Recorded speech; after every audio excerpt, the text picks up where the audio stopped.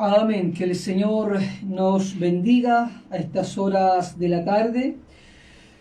Le enviamos un cordial saludo a nuestros hermanos que nos están viendo, que nos están escuchando cuando son las 19 horas con 3 minutos. Siempre nuestro deseo es que la iglesia pueda ser bendecida, pueda ser edificada, que haya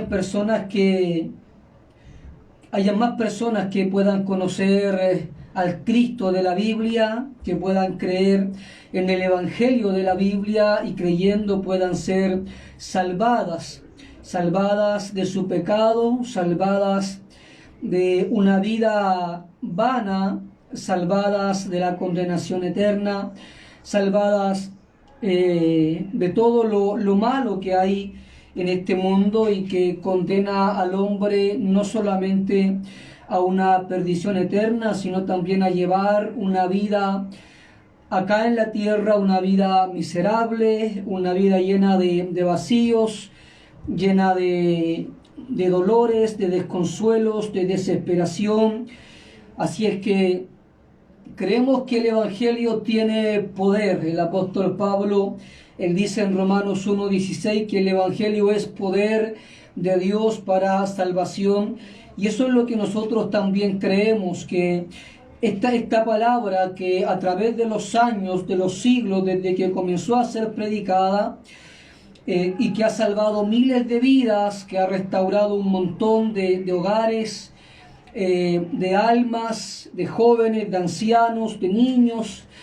Este Evangelio sigue conservando, sigue manteniendo el poder para hacer nuevas todas las cosas en las vidas de aquellos que puedan abrazarlo, que puedan creerlo, que puedan someterse a Él y que puedan ver en Jesús, el Hijo de Dios, no solamente el Salvador de sus almas, sino también el Señor de sus vidas. Así es que nos alegramos de poder estar acá un día más. Damos gracias a Dios por estos medios, por esta radio, que creemos llega a muchos hogares. Damos también gracias a Dios por las redes sociales, porque también a través de ellas podemos transmitir estos programas y de esa manera también llegar a más hermanos en otros lugares. Así es que Dios les bendiga, hermanos. Un saludo a todos, afectuoso, un abrazo en el Señor. Y antes de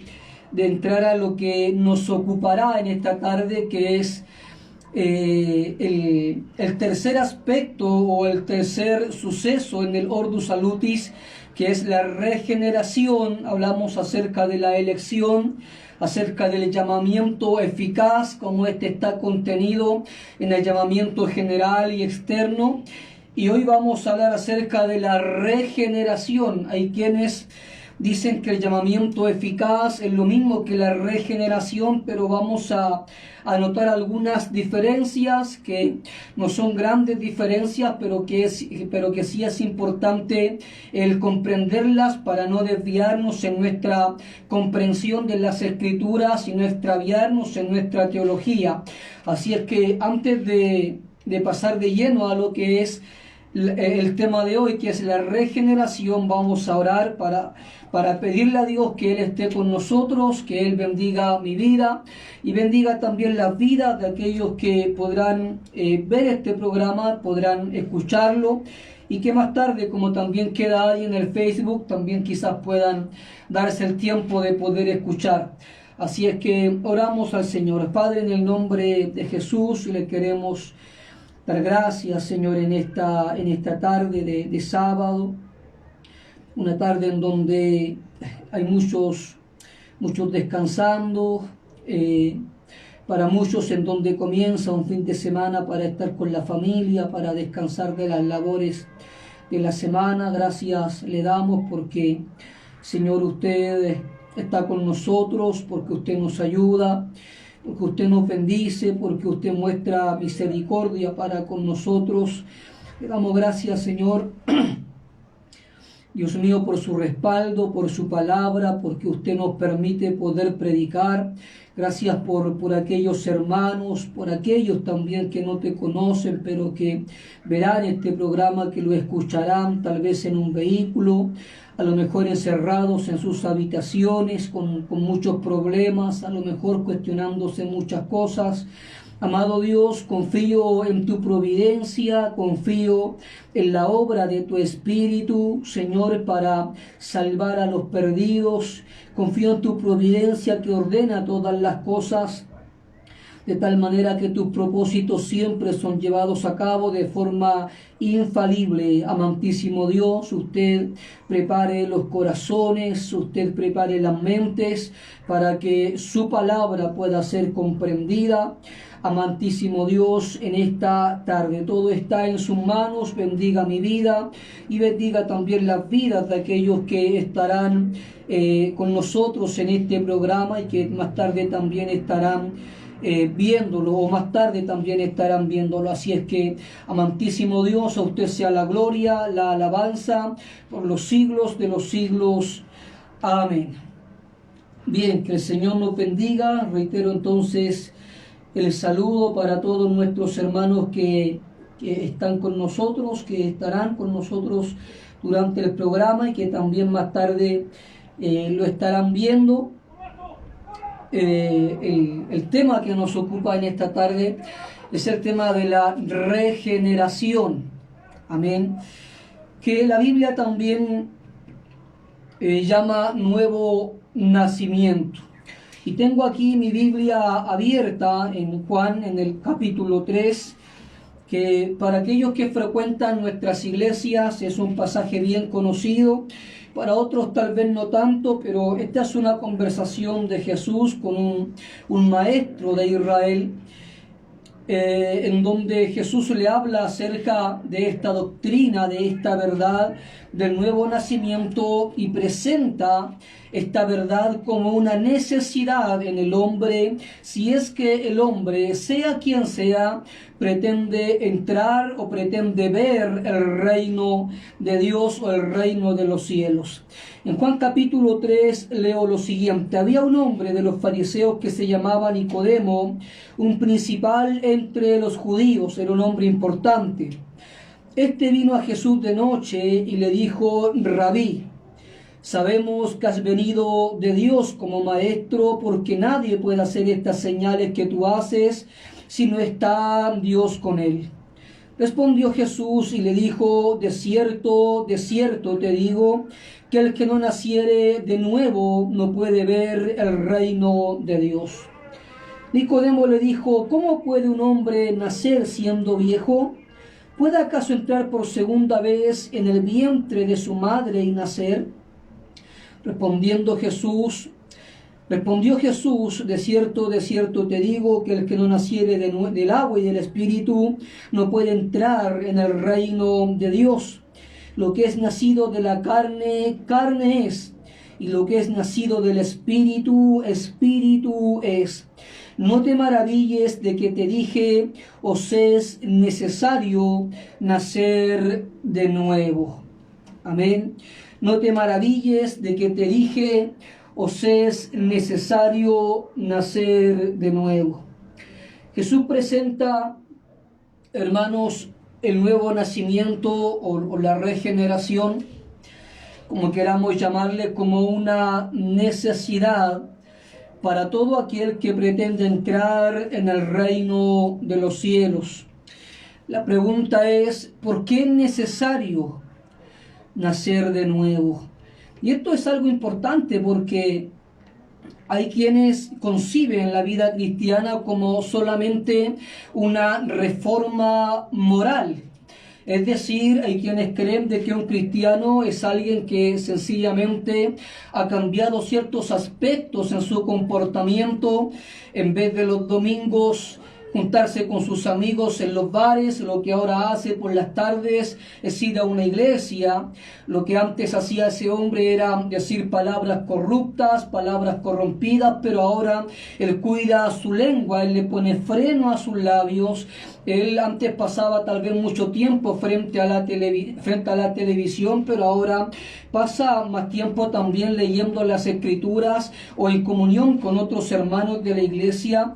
Y hay quienes conciben la vida cristiana como solamente una reforma moral, una reforma en el comportamiento. Dejo de hacer algunas cosas y empiezo a hacer otras, y eso es todo lo que significa la vida cristiana, una mera reforma moral, un cambio en algunos hábitos.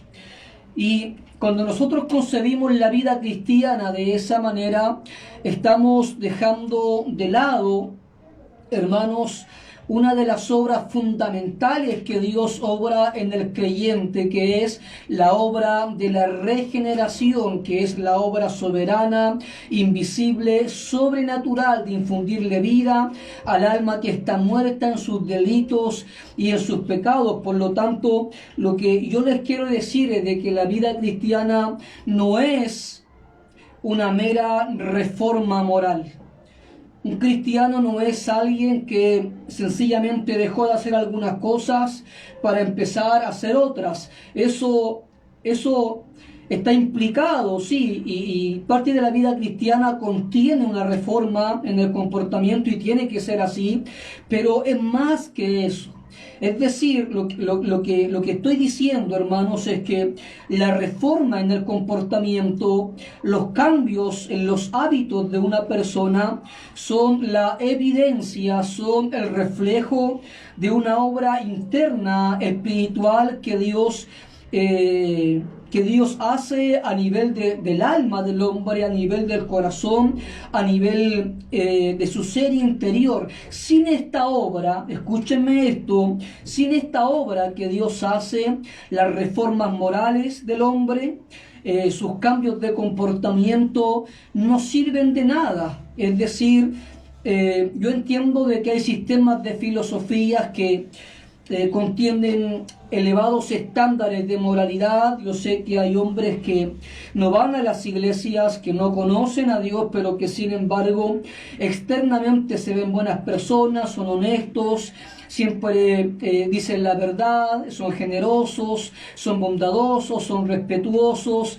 Y muchas veces hay quienes comparan la vida de aquellas personas con la vida de algunos cristianos que no reflejan honestidad, que no reflejan el respeto hacia los demás. Entonces dicen, no necesito ir a la iglesia para ser una buena persona, porque yo conozco a tal cristiano que va a la iglesia, pero Dios mío, hay palabras que salen de su boca, o él sencillamente cuando va a la iglesia se comporta de una manera, pero cuando él no está en la iglesia es una persona muy distinta, se comporta de una manera muy malvada, es un impío cuando está fuera de la iglesia, en su hogar, en su trabajo, en la calle, cuando se conversa con él.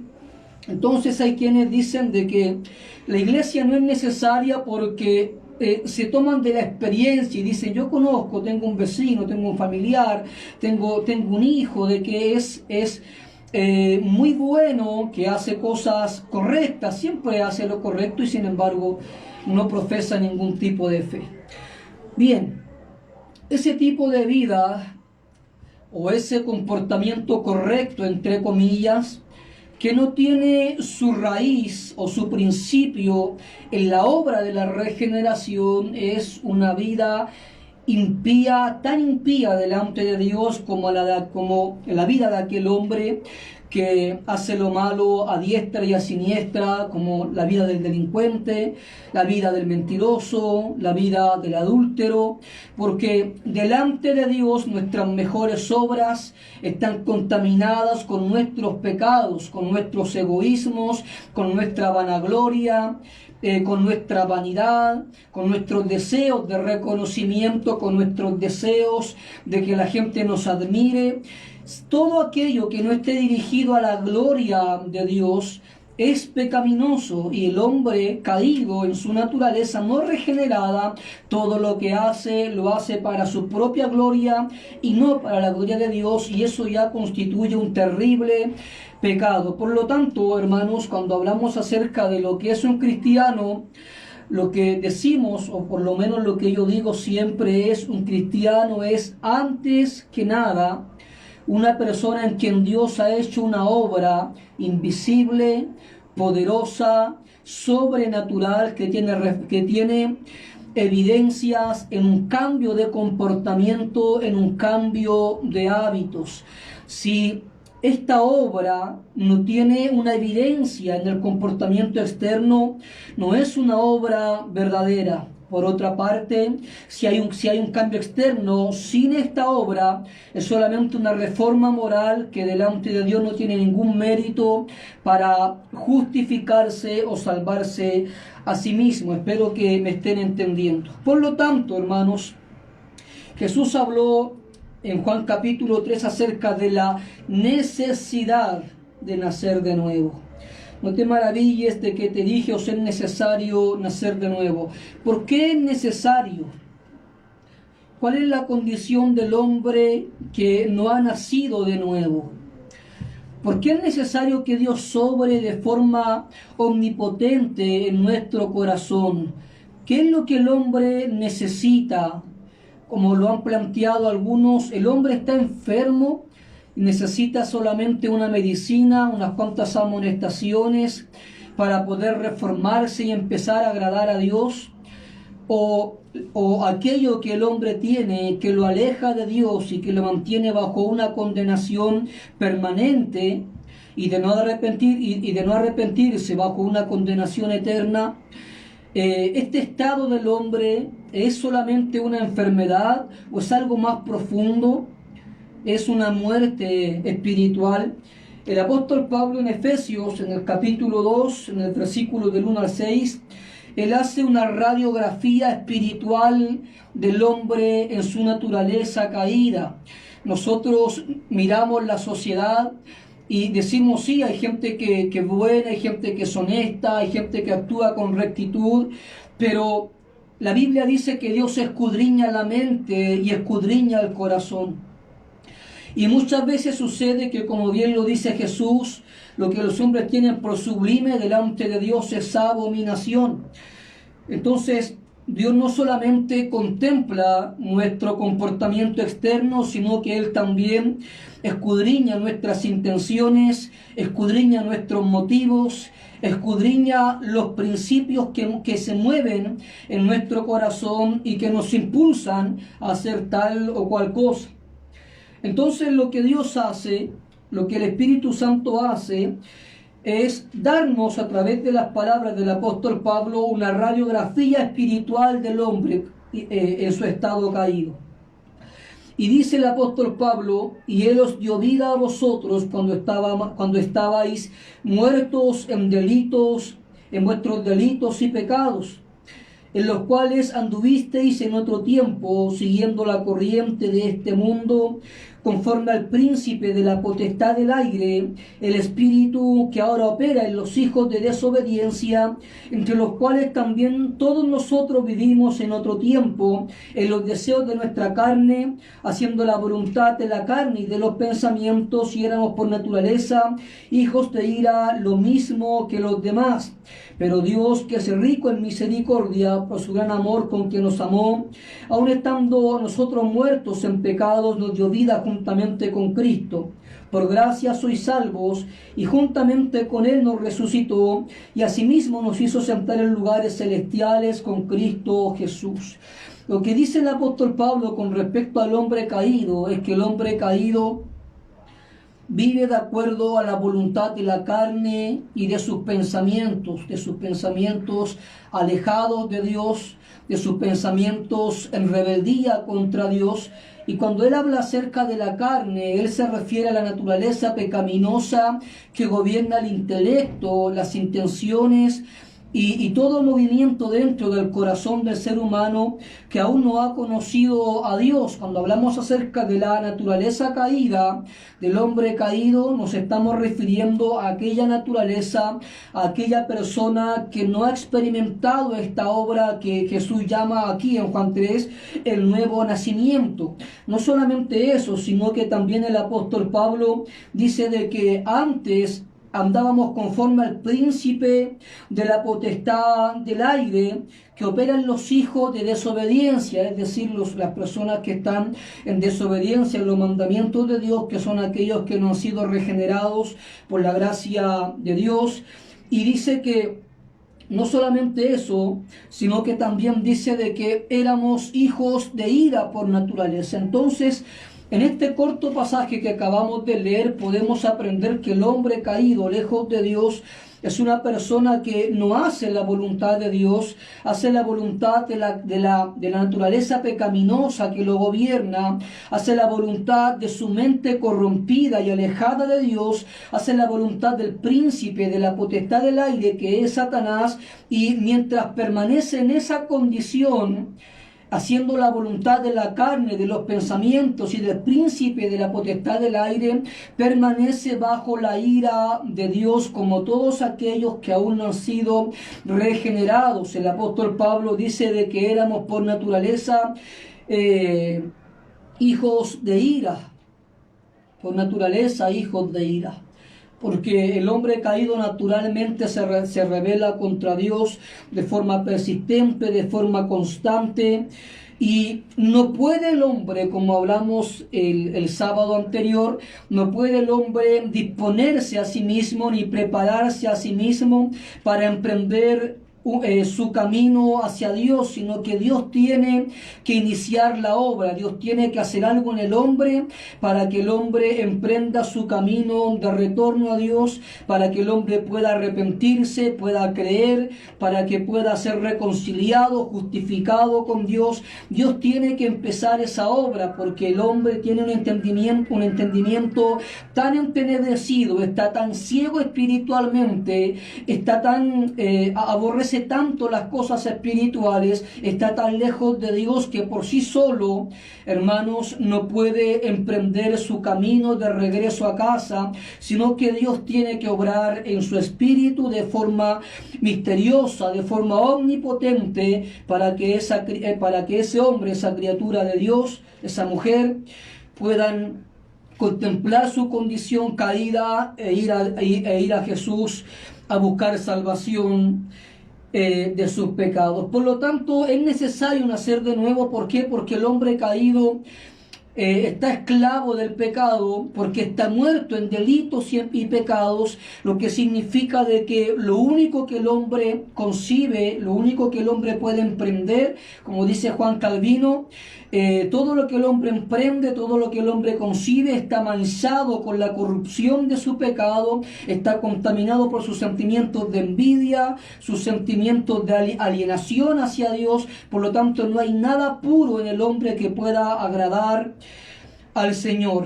Y es por esto que es necesario el nuevo nacimiento. El corazón del hombre, sin esta obra del nuevo nacimiento, es un corazón que se revela constantemente, permanentemente, persistentemente en contra de Dios, aun cuando escucha el llamado del Evangelio, aun cuando esté frente a los llamamientos de Dios amorosos, misericordiosos.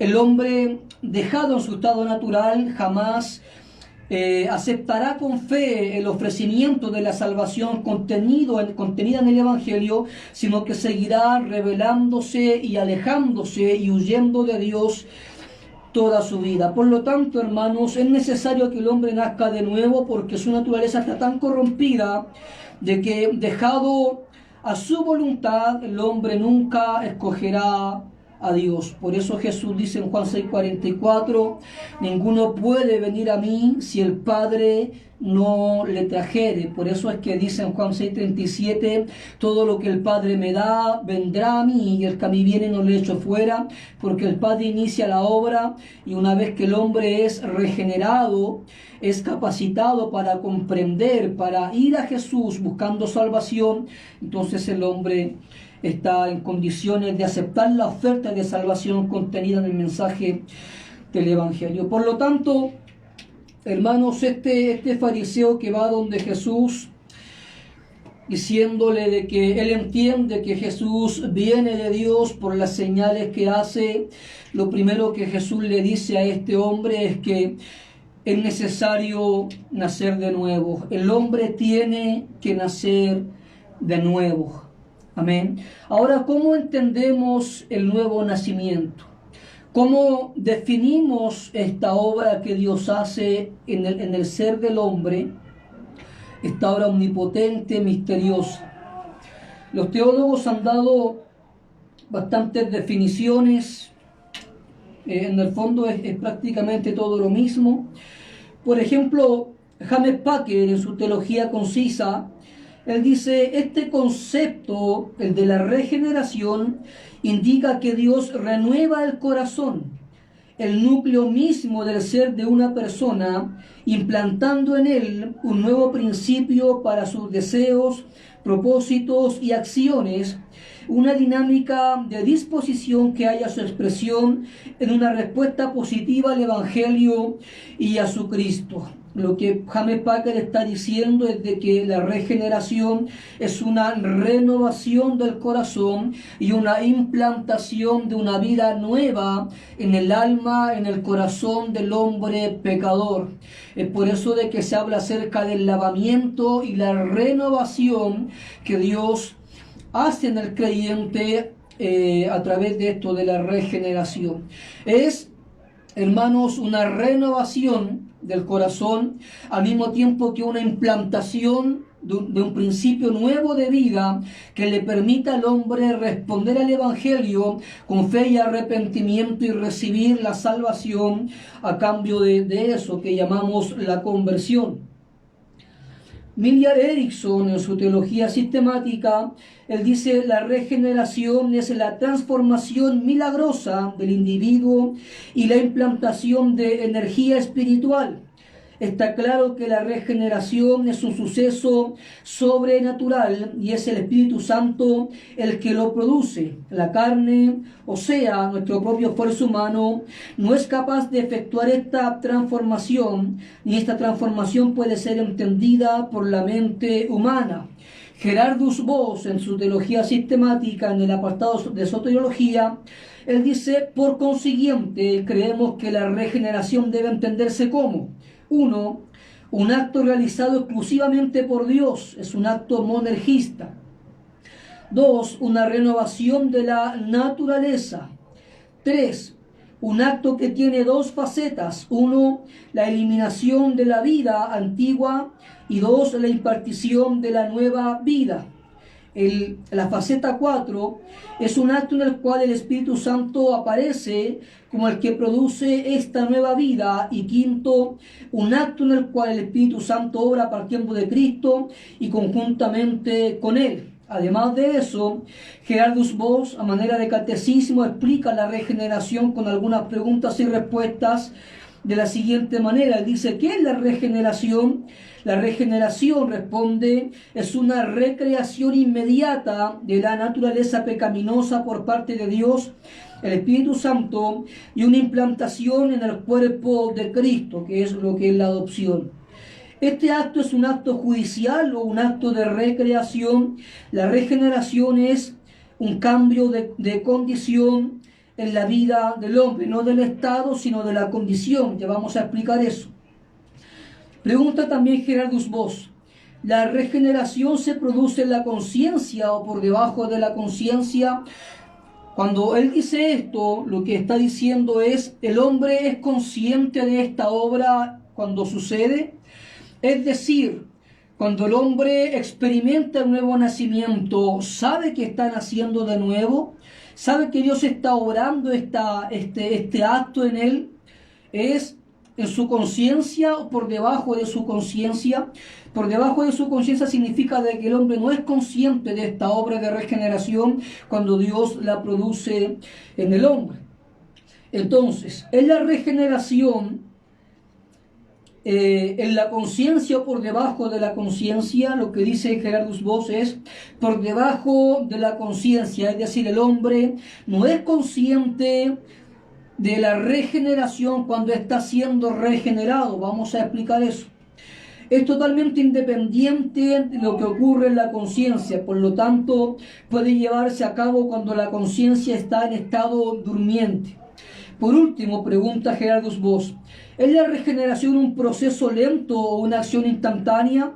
Él dice es una acción instantánea que es la base de un largo desarrollo en la gracia, o sea, viene la regeneración y esa regeneración es la base de un largo proceso que es llamado santificación. La santificación es un proceso, la regeneración es un suceso instantáneo que ocurre bajo la conciencia y que al mismo tiempo es la base de todo lo que vamos a experimentar después en nuestra vida cristiana, si realmente hemos sido salvados, si realmente ha sido una obra verdadera, legítima del Espíritu de Dios. Louis Berkhoff, en su teología sistemática, dice algunas cosas con respecto a la regeneración que también son importantes.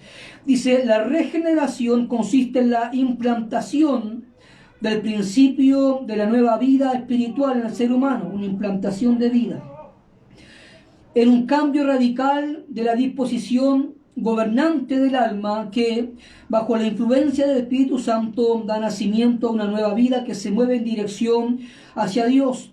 En principio, este cambio afecta a la totalidad del ser humano, el intelecto, la voluntad, los sentimientos y las emociones, es decir, esta implantación de vida espiritual que cambia, hermanos, el gobierno del alma completamente y que mueve el alma hacia Dios constantemente después de esta obra, afecta al ser humano completamente en su intelecto, en su voluntad, en sus sentimientos y emociones. Dice, es un cambio instantáneo de la naturaleza del ser humano, afectando de una vez al ser humano en su totalidad a nivel intelectual, emocional y moral. En su sentido más limitado es un cambio que ocurre en la vida subconsciente, que es lo mismo que decía Gerardus Voss, bajo la conciencia. Es una obra secreta e inescrutable de Dios que nunca es percibida directamente por el ser humano. El cambio puede ocurrir sin que el ser humano sea consciente de esto, bajo la conciencia. Aunque este no es el caso cuando la regeneración y la conversión coinciden, porque ya cuando la conversión ocurre a nivel de la conciencia, es decir, el ser humano es consciente de que se está arrepintiendo, es consciente de que está creyendo, pero la regeneración es la base de la conversión y ocurre bajo la conciencia y es una obra exclusiva y únicamente de Dios, sin la participación del ser humano, y en esto sí están de acuerdo al menos todos los teólogos de la línea reformada, es decir, la regeneración es una obra monergista, es decir, Dios es el único y exclusivo autor de esta obra. Leíamos en Efesios capítulo 2 que decía que Él nos dio vida estando muertos en delitos y pecados, es decir, en ese momento, cuando estábamos muertos, en ese momento recibimos la vida. ¿Ya? Nosotros no participamos de esta obra de Dios. Es como Lázaro cuando estaba muerto. Jesús lo llama a la vida sin que Lázaro tenga participación en esa obra omnipotente de resurrección, sino que Lázaro sencillamente obedece a la voz de Jesús de volver a la vida. Él no participa de ese acto omnipotente de resurrección. De hecho, la regeneración también en la Biblia se le llama como una resurrección juntamente con Cristo. Ya como aparece en Romanos capítulo 6, es una obra solo y exclusivamente de Dios. Por eso es que Jesús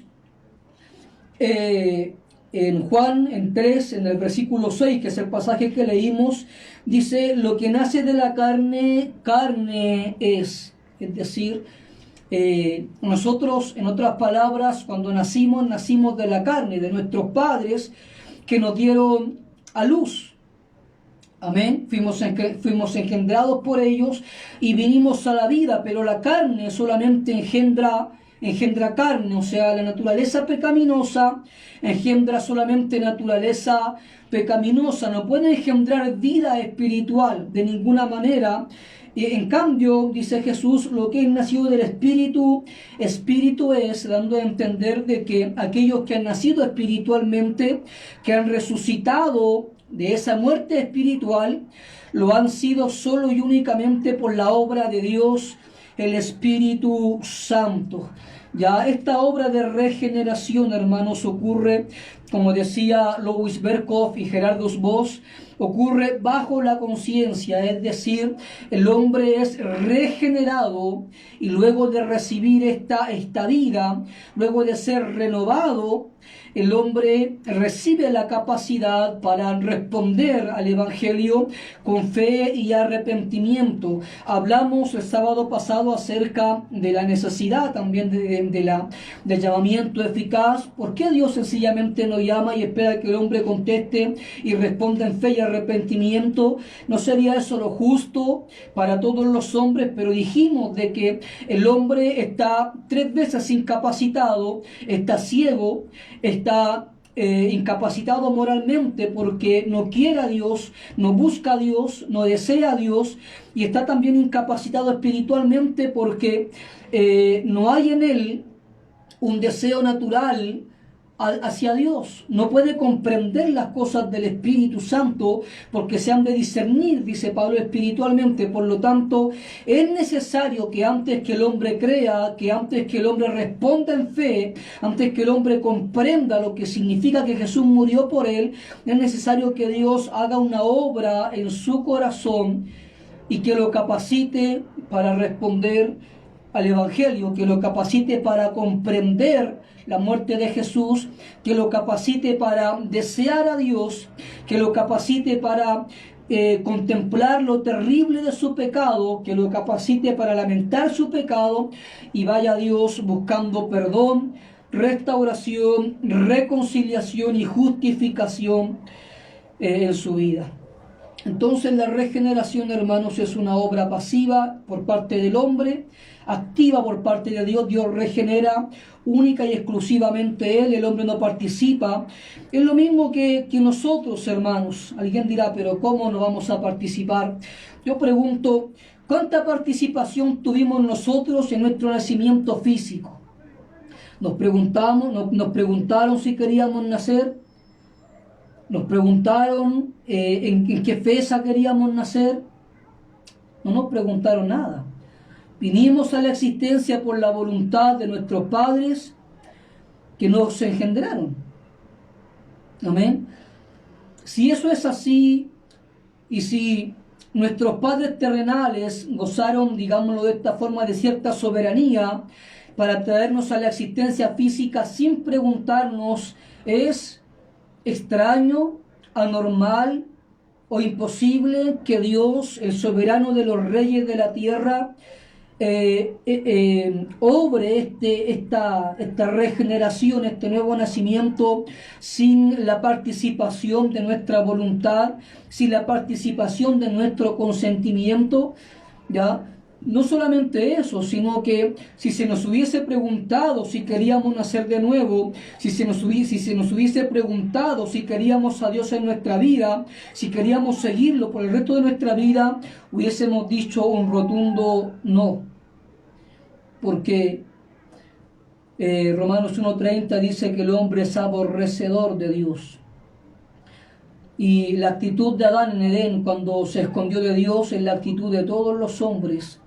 Desde la creación del mundo, desde la caída de nuestros primeros padres, el hombre huye de Dios, se esconde de Él, lo aborrece, rechaza su llamamiento amoroso, misericordioso, se revela constantemente, encuentra alegrías, deleites en aquellas cosas que Dios aborrece, se siente satisfecho en su propia maldad, se siente satisfecho en su vida impía, y no hay nada en él que de alguna manera le diga que está haciendo las cosas mal, a menos que Dios haga esta obra invisible, omnipotente, misteriosa, sobrenatural de regeneración en su corazón. Amén. Así es que por eso es necesario que el hombre nazca de nuevo, porque sin esta obra nadie puede ser salvo. Sin esta obra toda reforma externa es inútil. El hombre que se reforme externamente va a volver a caer, va a volver a pecar. El hombre que se reforme externamente va a dejar algunos pecados, pero va a empezar a abrazar otros. Y si no existe esta obra de regeneración, el manantial, la raíz de donde brotan las buenas obras ya está contaminado, y por lo tanto no es aceptable ni agradable delante de Dios. Aquellos que han sido regenerados tienen, digámoslo de esta forma, en su corazón la raíz santa, el manantial santo, de donde brotan sus buenas obras, sus buenas palabras, y por lo tanto son agradables delante de Dios, porque sus motivaciones, el origen de sus obras es un origen santo, es un origen que Él mismo ha implantado en nosotros, y por lo tanto son obras que aun cuando estén contaminadas muchas veces con nuestro pecado que persiste en nosotros, no obstante Dios las aprueba, las recibe con gozo, porque nacen de un corazón renovado, purificado, regenerado por Dios mismo. Amén. Entonces, hermano, Sally Ridley dice que Dios regenera de acuerdo a su voluntad a través del Espíritu Santo, creando cuando una persona cree y el Evangelio se le revela en la palabra de Dios. ¿Cuál es la base bíblica de esta doctrina? Leímos Juan capítulo 3, algunos primeros versículos. Pero este no es el único texto, porque no es correcto hacer doctrinas de un solo texto, sino que esta doctrina, hermanos, permea la Biblia, permea la teología bíblica. En Ezequiel 36, 25, 27, que son palabras dirigidas a un pueblo que ha fracasado en su obediencia, a un pueblo que ha experimentado las consecuencias de su rebelión, que ha fallado en obedecer la ley que se comprometió en obedecer. Él dice que vendría un tiempo de restauración, y él lo dice con estas palabras: esparciré sobre vosotros agua limpia, y seréis limpiados de todas vuestras inmundicias, y de todos vuestros ídolos os limpiaré. Os daré corazón nuevo. A esto se refieren los teólogos cuando dicen que es una impartición de vida. Se refieren a este corazón nuevo que Dios nos concede en el momento del nuevo nacimiento. Y pondré espíritu nuevo dentro de vosotros, y quitaré de vuestra carne el corazón de piedra, y os daré un corazón de carne, y pondré dentro de vosotros mi espíritu, y haré que andéis en mis estatutos, y guardéis mis preceptos, y los pongáis por obra. Es por esto de que cuando hablamos de la regeneración decimos de que es una obra interna, una implantación de vida. Como dice Louis Berkhoff, un principio que cambia el gobierno completo del alma. Es un corazón nuevo, es un espíritu nuevo, capacitado y que es impelido a obedecer a Dios, a adorar a Dios, a buscarle, hermanos, a rendirse delante de Él. Es una nueva vida. Es por eso de que este nuevo nacimiento también lo conciben los apóstoles como una nueva creación. La Biblia dice que el creyente es una nueva criatura, una nueva creación. Es a tal nivel que Dios obra en nosotros de que somos nuevas criaturas, de que las cosas antiguas, esa vida que teníamos antes de conocer a Dios, se considera como una creación antigua que ya pasó en nosotros y que ahora estamos viviendo bajo una creación nueva que Dios ha obrado en nuestro interior. En Efesios 2:10 dice el apóstol Pablo: porque somos hechura suya, creados en Cristo Jesús para buenas obras, las cuales Dios preparó de antemano para que anduviésemos en ellas. En 2 Corintios 5:17, Pablo dice, de modo que si alguno está en Cristo, nueva criatura es, las cosas viejas pasaron y aquí todas son hechas nuevas. Efesios 4:24 dice, y vestido del nuevo hombre, creado según Dios en la justicia y santidad de la verdad. Entonces usted se da cuenta que en estos pasajes Pablo consigue al cristiano como una nueva criatura, alguien que ha sido recreado por Dios. Ya vamos a ver acerca de la diferencia de las obras judiciales y esta obra de regeneración que cambia el estado del hombre junto con la conversión. ¿Ya? En Tito 3:5 también dice el apóstol Pablo, nos salvó no por obras de justicia que nosotros hubiéramos hecho, la salvación es por gracia, sino por su misericordia, por el lavamiento de la regeneración. La regeneración se concibe como un lavamiento. Es lo mismo que dice Ezequiel cuando él dice, seréis limpiados de todas vuestras inmundicias, y él dice, nos salvó por el lavamiento de la regeneración y por la renovación en el Espíritu Santo. Entonces, la regeneración, hermanos, se concibe en la Biblia como una recreación, como un lavamiento, como una renovación, como lo explican algunos teólogos, en la implantación de un nuevo principio de vida que cambia el gobierno completo del alma y que afecta al intelecto, las emociones, los sentimientos y nuestras inclinaciones para siempre. Esta es una obra irrevocable. No nacimos espiritualmente y luego Dios nos deja morir espiritualmente, sino que una vez que Dios nos llama y participamos de esta nueva vida, vivimos para siempre, delante de Dios en la vida y en la muerte. Por eso es que dice el apóstol Pablo también, sea que vivamos o que muramos, del Señor somos. Amén. Entonces, hermanos, cuál es el medio o de qué forma Dios lleva a cabo la regeneración, esta obra misteriosa, espiritual?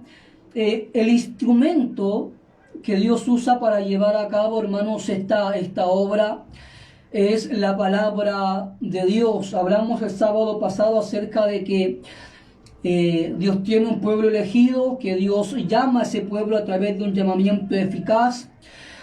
Y dijimos que hay quienes dicen de que si los elegidos van a venir sí o sí, ¿para qué predicamos? Y dijimos de que el llamamiento eficaz se hace a través del llamamiento del Evangelio, es decir, los hombres escuchan el Evangelio y son llamados eficazmente. De la misma manera, la palabra de Dios es el instrumento, no la causa de la regeneración, porque la causa efectiva de la regeneración es la voluntad de Dios, pero el instrumento de la regeneración es la palabra de Dios. ¿Ya? En 1 de Pedro 1:23,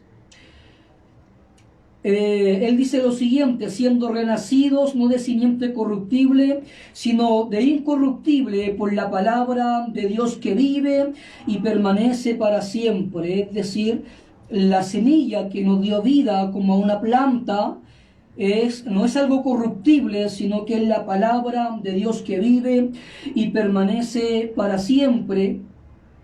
En Santiago 1:18 dice el apóstol, Él, Dios, de su voluntad nos hizo nacer por la palabra de verdad, para que seamos primicias de sus criaturas.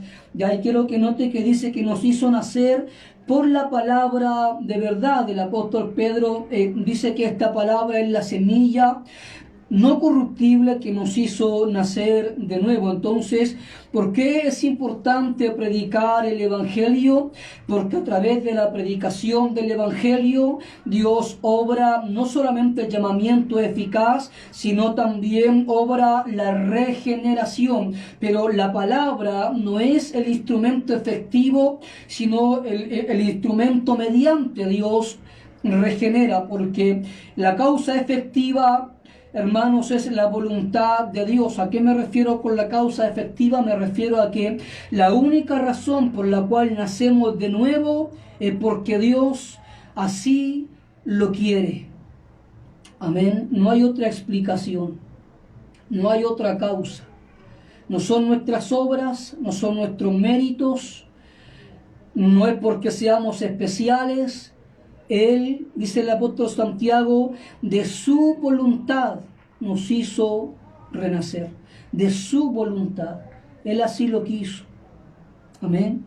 En Juan 1, 12, 13 dice: mas a todos los que le recibieron, a los que creen en su nombre, le dio potestad de ser hechos hijos de Dios, los cuales no son engendrados de sangre, ni de voluntad de carne, ni de voluntad de varón, sino de Dios. Fuimos engendrados por la voluntad de Dios. Él quiere regenerarnos, Él quiere que nazcamos de nuevo, y Él usa la predicación de la palabra para obrar este acto interno, misterioso, omnipotente en nosotros. Amén. Ahora, ¿a qué se refiere Gerardus Voss cuando dice, por ejemplo, de que la regeneración ocurre bajo la conciencia?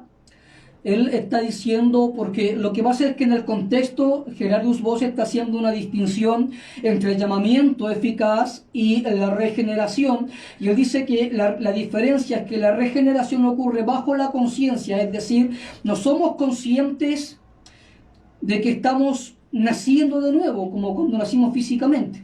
No somos conscientes de eso, por lo tanto ocurre bajo nuestra conciencia, no somos conscientes de eso.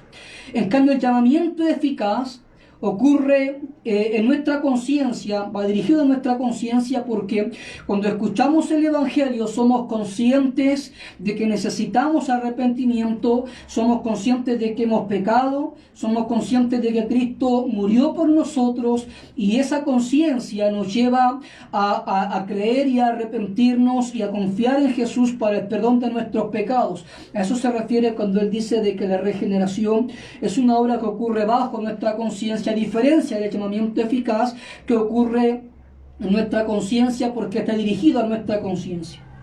Amén. Entonces, hermanos, Dios nos hace nacer porque Él lo quiere. El instrumento que Él usa es la predicación del Evangelio. Por eso es importante predicar. Por eso es que cuando la iglesia deja de predicar, deja de haber conversiones. Cuando la iglesia deja de evangelizar, el mundo se precipita en mayores cantidades hacia la perdición. Porque ¿cómo creerán, dice el apóstol Pablo, si no hay quien les predique? El instrumento de la regeneración y el llamamiento eficaz es la predicación de la palabra. Por eso, si podemos predicar, prediquemos en las radios, en la calle, en nuestras iglesias, a nuestros hijos, prediquémosles el Evangelio. Dios tiene poder para llamarlos eficazmente. Él tiene poder para que mientras nosotros les estamos predicando, incluso nosotros no podemos ser conscientes, ni ellos pueden ser conscientes de que Dios les está regenerando. Gerardus Voss incluso dice con respecto a los hijos del pacto: los hijos del pacto son aquellos que han nacido bajo un matrimonio cristiano, que la Biblia dice que son santos.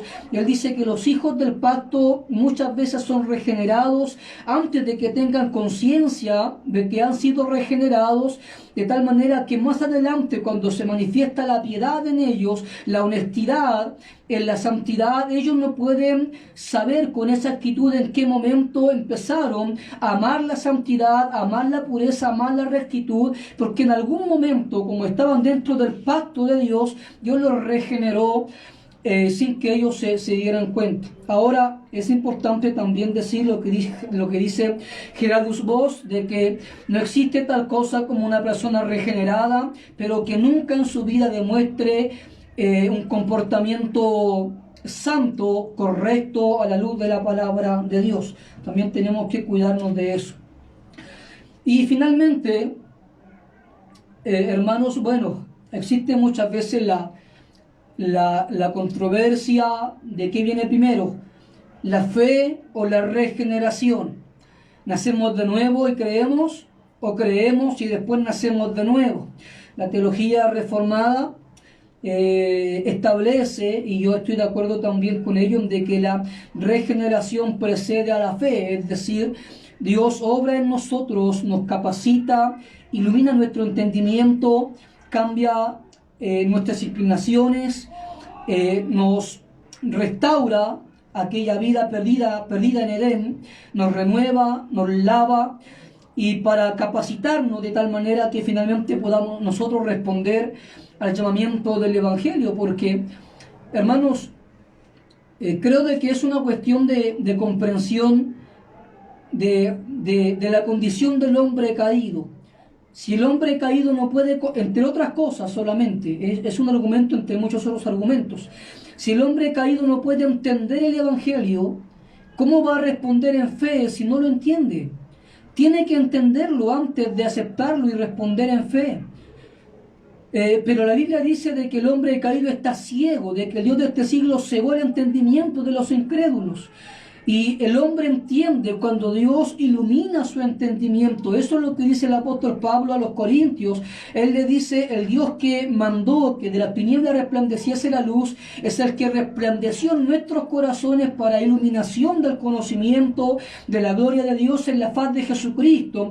Él está diciendo, éramos ciegos, pero de la misma manera que Dios mandó que la luz existiera en Génesis 1, así también Él mandó que la luz existiera en nuestro corazón para que pudiésemos comprender el conocimiento de Dios en la faz de Jesucristo, para que pudiésemos entender lo que Él significa para nosotros, tanto como Señor y como Salvador. Entonces, tiene que haber una obra de Dios en nosotros para que podamos responder. Eso entre otras cosas, ¿ya? Que lo hablamos el sábado pasado. Pero también porque el apóstol Juan en su primera carta que él escribió, no en el Evangelio, sino en su primera carta, él habla acerca de algunas evidencias del nuevo nacimiento. Esta carta la usaban en siglos anteriores algunos pastores para decirle a la gente si realmente habían sido regeneradas, que se viesen a la luz de esta carta. Por ejemplo, Juan 2:29 dice, sabéis que el que es justo, sabed que Él es justo, sabed también que todo el que hace justicia es nacido de Él. Entonces la pregunta es, ¿soy justo? Porque si yo no soy justo, no soy nacido de Dios. Primera de Juan 3:9, todo aquel que es nacido de Dios no practica el pecado, porque la simiente de Dios permanece en él y no puede pecar porque es nacido de Dios. Entonces la pregunta es, ¿practico el pecado? Porque si lo practico, no soy nacido de Dios. Primera de Juan 4:7 es, amados, amémonos unos a otros porque el amor es de Dios. Todo el que ama es nacido de Dios y conoce a Dios. La pregunta es, ¿amamos? Porque si no amamos, no conocemos a Dios y no hemos nacido de Dios. Y en primera de Juan 5:1, él dice, todo aquel que cree que Jesús es el Cristo es nacido de Dios. Y todo aquel que ama al que engendró, ama también al que ha sido engendrado por él. Entonces la pregunta es, ¿hemos creído? Porque si no hemos creído es porque no hemos sido regenerados. Por lo tanto, la evidencia de que hemos sido regenerados a la luz de la primera carta del apóstol Juan es que somos justos, no practicamos el pecado, amamos y hemos creído. ¿Ya? Son evidencias de la regeneración. Es decir, la justicia, la santidad, el amor y la fe en Cristo vienen de esa obra que Dios hace en nosotros. Por lo tanto, primera de Juan 5:1 creo yo de que establece de forma bastante fehaciente de que la regeneración precede a la fe. Y por último, hermanos, en vista de que el tiempo siempre pasa rápido, quiero sencillamente mencionar algunas diferencias entre esta obra de regeneración con otras obras, como lo es, por ejemplo, la justificación y la santificación. La regeneración es una obra que cambia, hermanos, la condición del hombre, ¿ya? Pero es una obra monergista, es decir, solo y exclusivamente Dios la hace en nuestro corazón. Él solamente actúa en nosotros sin participación nuestra. Amén. Es un suceso. La santificación, que es el proceso a través del cual Dios nos hace santos, es sinergista, es decir, Dios actúa junto a nosotros para hacernos más santos y esto significa de que nuestra santidad, nuestra justicia, nuestra rectitud, nuestra consagración va a ir de la mano con nuestros tiempos de oración, con nuestras lecturas de la Biblia, va a ir de la mano con nuestra asistencia al culto y hábitos cristianos como esos que nos santifican, que purifican nuestros corazones, que nos llevan a amar más a Dios, que nos llevan a caminar más cerca de Él. Entonces, como decía Juan Calvino, mientras más nos acercamos a Dios, más semejantes somos a Él. Y por lo tanto la santificación es una obra sinergista que también cambia la condición del hombre en su vida aquí en la tierra, porque lo va haciendo cada vez más santo. La justificación, que es lo que decía Gerardus Voss, no cambia la condición del hombre, sino el estado del hombre. ¿Ya? La justificación no hace nada en nuestra persona, en nuestro corazón, en nuestra alma no hace nada. Lo único que significa la justificación, lo único que hace es cambiar nuestro estado delante de Dios. Es decir, antes éramos culpables, después de ser justificados, somos inocentes. Justificar significa que sencillamente Dios nos declara justos delante de Dios. Es un acto judicial, ¿ya? El que no es justificado es culpable, el que está justificado es inocente. ¿Ya? Amén. Por lo tanto, cambia solamente nuestro estado delante de Dios, de culpables a inocentes. Amén. De hijos de ira a hijos de vida, hijos de bendición.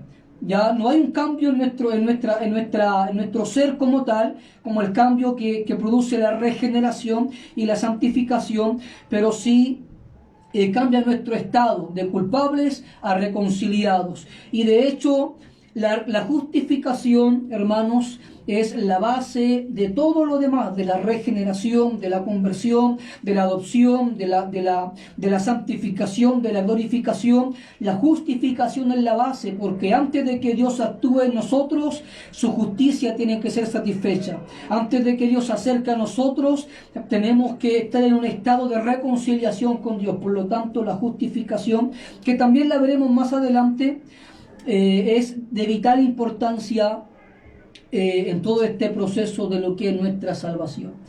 Así es que, hermanos, que el Señor nos bendiga. Para concluir, quiero decir solamente unas cuantas cosas. El nuevo nacimiento es una necesidad.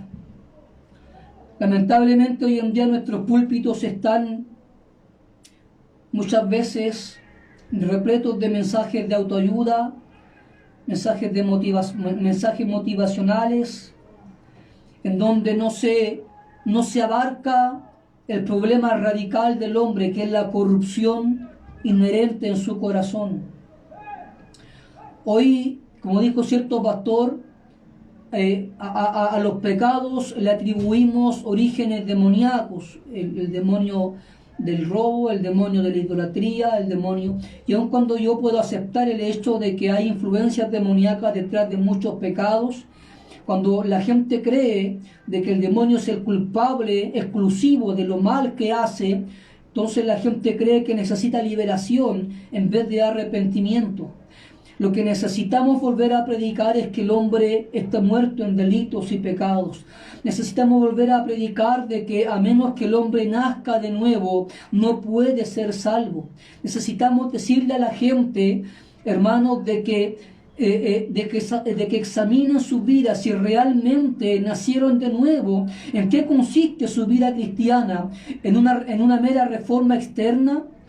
¿En el cambio de algunos pocos hábitos? Porque si es así, aún están perdidos en sus pecados. Ellos tienen que nacer de nuevo. Ellos tienen que orar para que Dios les dé esa obra. Es difícil de explicarlo de esta manera, pero debemos anhelarlo. Hay un himno que no recuerdo mucho en este momento, que ese himno que dice: pon tu espíritu en mi alma. Si usted lo lee, lo busca, ese es un himno, es una oración por ser regenerado. El que escribió ese himno estaba pidiéndole a Dios, Señor, regenérame, hazme nacer de nuevo, porque estoy caído, estoy corrupto, necesito esa obra, esa implantación de vida en mí para poder servirte. Amén. Entonces, hermanos, que el Señor nos bendiga. Volvamos a la palabra, volvamos a predicar estas verdades que son de vital importancia para la salud espiritual de la iglesia. La gente hoy necesita nacer de nuevo, y si no nacimos de nuevo, estamos perdidos. Y para concluir, solamente diré de que el nuevo nacimiento tiene evidencias visibles. Si creemos que hemos sido regenerados, pero no hay cambios en nuestra vida, entonces esa obra de regeneración no fue legítima ni verdadera. Y si no fue legítima ni verdadera, aún estamos condenados. Hermanos, Dios nos bendiga. Vamos a orar para que Dios añada bendición a nuestros corazones a través de su palabra. Padre, en el nombre de Jesús, queremos dar gracias en esta tarde porque usted ha estado con nosotros. Gracias porque me ha permitido exponer su palabra, Señor. Este tema tan importante que es la regeneración, el nuevo nacimiento, que es una necesidad, Señor. Ayúdanos a predicarlo, a entenderlo. Ayúdanos a entender el poder desplegado en esta obra. A creer, Dios mío, de que este poder puede cambiar al más vil pecador, que no importa que tan perdidos estén nuestros amigos, nuestros hijos, nuestra familia, nuestros padres. Señor, Dios mío, tú tienes poder para limpiarlos de sus inmundicias, para darles un nuevo corazón, un nuevo espíritu, Señor, y hacer que ellos anden en tus leyes, en tus mandamientos. No hay nada imposible para tu poder omnipotente. Padre, bendíganos, aliéntenos, fortalézcanos con estas palabras. Ayúdanos a seguir predicando el Evangelio para que más y más personas te conozcan. Señor amado, más y más personas sean llamadas eficazmente y puedan, Dios mío, ser salvadas de sus pecados. Señor, todo está en tus manos. Te lo rogamos en el nombre de Jesús. Amén y amén. Bien, hermanos, que el Señor entonces nos bendiga. Dios bendiga a mi hermana Adriana, a mi hermana Leonor, que puedo ver ahí. Dios nos siga ayudando, hermanos, hermanas, para seguir adelante, aprendiendo. El próximo sábado, si Dios lo permite, vamos a seguir viendo esta cadena, el camino de salvación, como llaman algunos, que es el Ordo Salutis, el orden de la salvación. Así es que quedan invitados siempre para que estemos acá compartiendo, aprendiendo, y que el Señor les bendiga grandemente. Amén.